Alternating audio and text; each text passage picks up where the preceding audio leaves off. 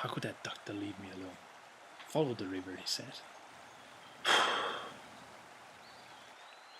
Well, that must be it. Oh.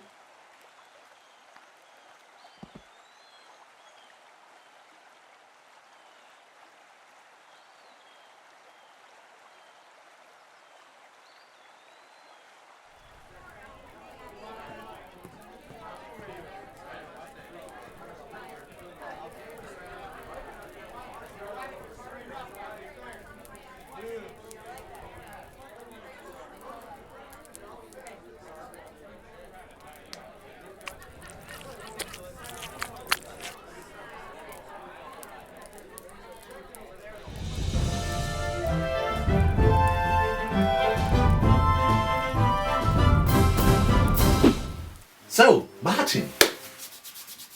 Hey! Now the adventure has ended. And you know what that means. What? You know, when you have reached the end of the dungeon, you've got the gold, you've killed the Goblin King, you've killed the Orc. Now where do we need to go? To the inn! This episode is about innkeeping. Welcome to LarpForge.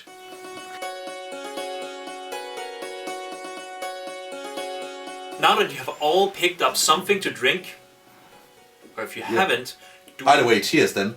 So, what's the innkeeper? Well, normally, at least to our experience, normally he's always played by a game master. He's always an NPC.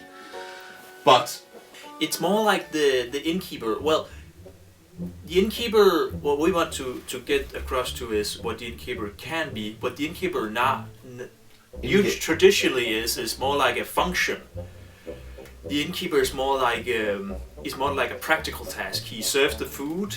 If there is, normally he's the person you get food from. He does the dishes. Yeah, he applies for a small tent or shack where you can get probably away from the rain and the weather, and you get food, drink, and can probably get. And sometimes even a job from the innkeeper. Yeah. Because sometimes, innkeepers is also sort of like a quest NPC. But it's kind of boring.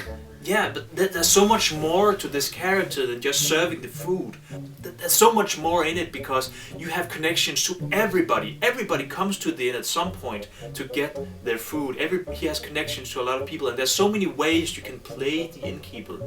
A lot of times it's just parents or people like that who plays the innkeeper because it's a lot more practical. Let them do that, that's fine.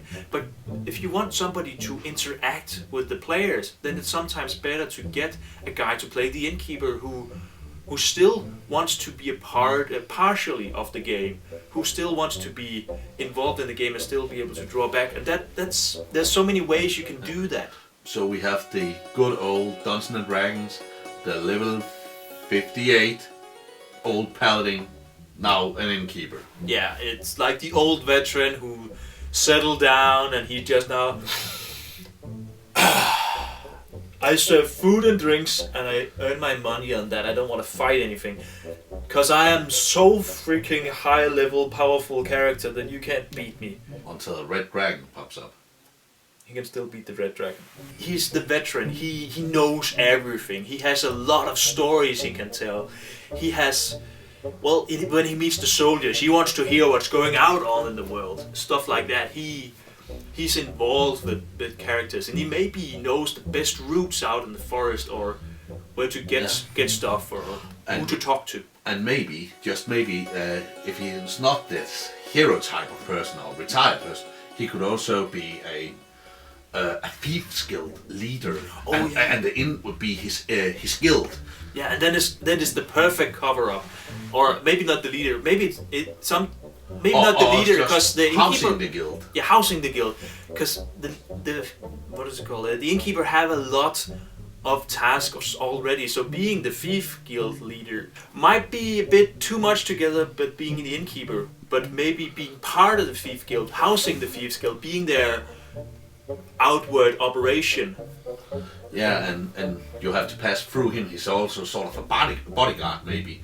When you come in and you're looking for the Thieves Guild, and he's the one you have to speak to, and he is the one who's looking at you and say, yeah, sure, you can come, and oh, no, you cannot, because you have to pay. Also, another thing about an innkeeper's way to be played is not limited to the inn. He can go outside. Yeah, I'm talking to you innkeepers out there. Go outside the freaking inn. You don't have to be afraid. It's not that. It's maybe you should hire some guards, but you're not gonna die immediately. Hopefully, go out, get involved in the city if there is a city, or in the camp if it's a camp inn or something. Go out, get involved, get in trouble, and hide in your inn. Yeah, or I don't know, do a little shameless commercial Yeah. or something like that. I mean, we in the lab we ran, which was a campaign we ran for a couple of years. I was for a long period the innkeeper of one of the inns. We had two inns, and I was the innkeeper at one of the inns. And these two inns, we had sort of like a competition between us all the time. Yeah, all the time, about which inn was the best, and we continuously tried to blame the other inn for serving rat food or watering down their ale or wine. And even the other inn went so far to even steal your in-game your wife's rolling pin. Oh yeah, that's right. And they also that's not the only thing. They also stole our sign for the inn. You know, the wooden sign, and they also stole our freaking document saying that this was our inn and our land. They also stole that, and they even tried to marry your wife just to get the deed for your inn. Yeah, that's right.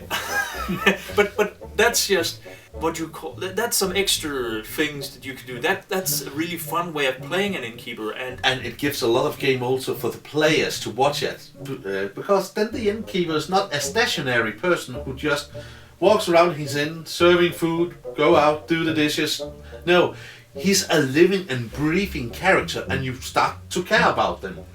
Your role as Tobias was actually, in some way, for many people, one of the most recognizable roles in our lab, because you were not only at the inn, you were everywhere. Yeah, as you probably mentioned, Tobias Kettle, which you're referring to, yeah, started out as the innkeeper at that game. He is the innkeeper I played for that long period of time. I think it was 2.5 years. It was 2.5 years? Yeah, I think so. And it was, in the beginning, this was really fun, and it was really nice to be able to take a step away from the game, because as an innkeeper you get sort of a short break where you can breathe and you don't have to be involved in everything. But if you're gonna be it in a long period of time, you're gonna grow old in that character really fast. It's gonna become tiresome, really, really irritating. That's why you need to make this character a bit more interesting. And one of the ways I did it was that I interacted with the people coming into the inn. And that's another thing. You, as an innkeeper, it's sort of your responsibility to create an atmosphere inside the inn. Hire bards to sing, or don't be afraid to use some of the extra money to hire maybe bodyguards if there's some local orcs who wants to attempt a brawl or something like that. And don't be afraid to host a big host a big party or something like that in the inn. You can contact the GMs that's one of the big advantages of being an innkeeper. You can have a direct contact to the game masters and probably get some extra things in there to make the things run a lot smoother. At least at smaller scenarios or more monthly campaigns, that would be the case. Yeah. Because if you attend to a lab such as Mythodea, the GMs is not the ones who give you the money to go in-game. But that's true. But then we can talk about a different kind of innkeeping, because we have these guys we met down at Mythodea, the tea house of Al-Kabir and his family. And they do this because they like it. They think it's funny, and it is fun it's fun for us as players to go in there and just the atmosphere. They have one of the best atmosphere you can get to. And they have the whole family there, so they sort of shout, stand in one end of the tent, shout to the other, and command each other around, and swear and complain about the other ones not taking their shoes off. And they get live music in that tent. Belly dancers. Belly dancers, and what they do not serve food in any way, but they do serve tea. That's the only thing you can get it. Well, it's tea and water pipe, but that's the only thing you can get in there. That's something you get into. You can actually eat. Yeah, and it makes also that this tent has a certain smell because of the different water pipes.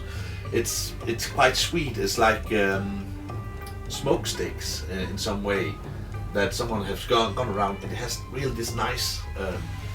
It creates a really exotic environment, really exotic environment or atmosphere. Yeah, and also the first thing, they don't have chairs in there.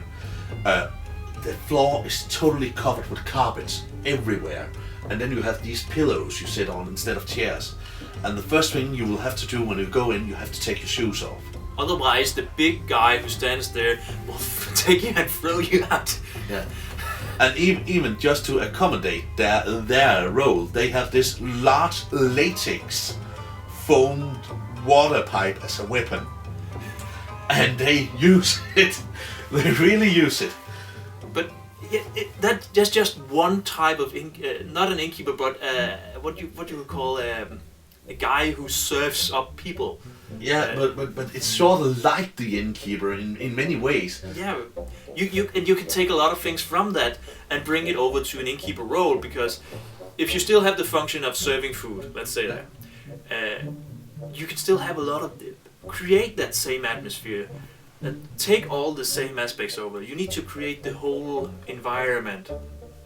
You need to remember this, the whole you decorate the walls, put out stuff. This is your home. There's so many things that you can. Maybe it's the way that you clean the tables off. Maybe it's the way that you don't come out to greet people. Maybe you stand in the kitchen and shout, "Oh, get inside!" Or maybe every time there's a new guy, you come in and you sit down and you hand him a drink, and then you say, make a big cheers, and then you take a skull and what the hell?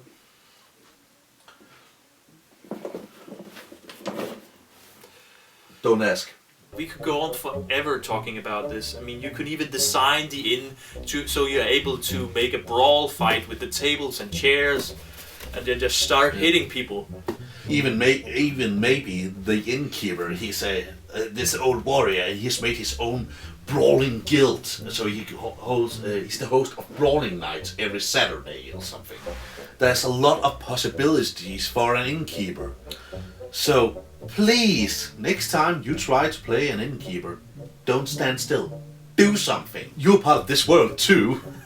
Yeah, I mean, everybody's coming around to see you at some point. Might as well make it a really good and really memorable experience. Yeah. And so, by that, I think we'll go and say... Should we go and get a better drink than this? Yeah. I think so. Yeah. So, until next time! Yeah.